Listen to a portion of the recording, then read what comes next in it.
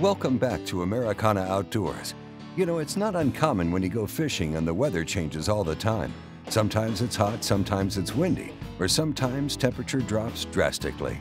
You have to be ready for any situation, and Wade knows that very well. A buddy of mine years ago literally fall out of the boat. I remember it well. It's Lake Amistad. We were practicing for a tournament.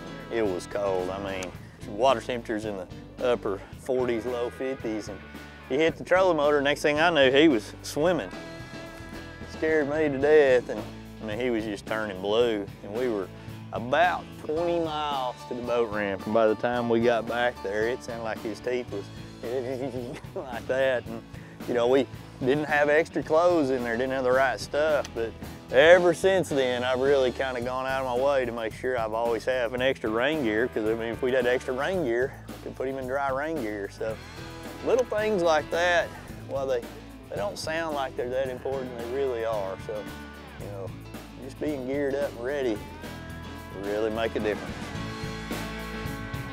Most of the fish that we're catching are way in the back. There's a lot of bait fish all the way in the backs of these pockets, so we're just covering them as much water as we can. It'd be the same thing somebody could do at home on their lake, you know, when it gets down and it's kind of cold like that. And fishing pockets that have a lot of bait fish in them. That fish right there just smoked it. And all of these pockets are just full of big threadfin shad.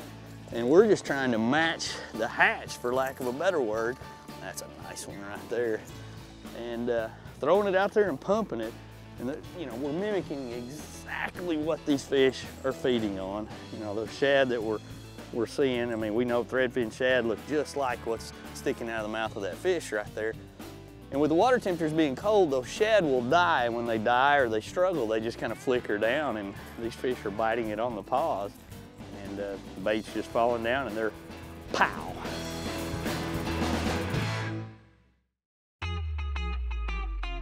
You know, a pair of gloves like this in a fishing situation that we're dealing with right now, the temperature's dropping. You know, these are going to give you some protection against the elements, allow you to be able to fish a little longer. You know, for tournament anglers out there, to me, something like this or something similar to it, it's going to absolutely be a must. And I like to wear mine very tight. So I actually buy them generally a size small and just, you know, kind of deal with them. Some people wear the gloves where they'll actually flip over like that. I've worn some of those, they'll work as well, but I've really found that these to be phenomenal because they're a great wind stopper. I can get them a little wet. They don't retain the moisture like a lot of gloves do out there, so my hands aren't gonna get necessarily as cold. You know, when you're covering a lot of water and you begin to get bites on a lake, one of the coolest things right now to me is, okay, I got a bite in 3 foot of water, and I got those bites in the backs of pockets. Well, I can go to my Garmin and I can set my unit up to highlight the depth range that I'm getting them in. And I've really gotten big about doing that. And I've got 3 colors right now set up in there. They're gonna be from, you know, like 0 to 5 and 5 to 10. And it's gonna highlight the entire lake that's gonna be water that's gonna be 0 to 5 foot.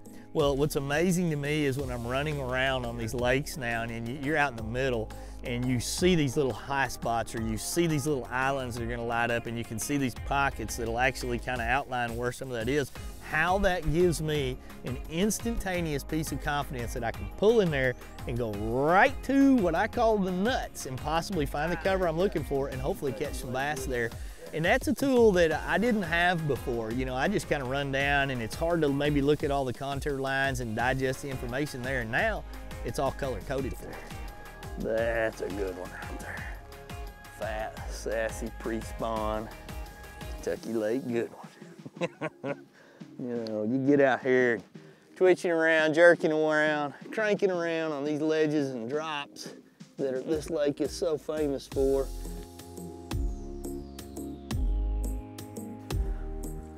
Woo. A lot of times you had both hooks in there at the beginning. Hey, this fish here's been cold. He's got a cold ring mark in him. That's always so cool to me when you catch one that's been cold. I like the dumb ones though too. That's fun.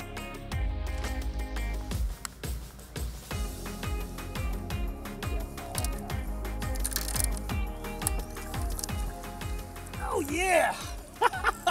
There's your Kentucky Lake stud right there. Is a stud right there. 2.5, 3 foot of water right on a drop. Woo! That's fun.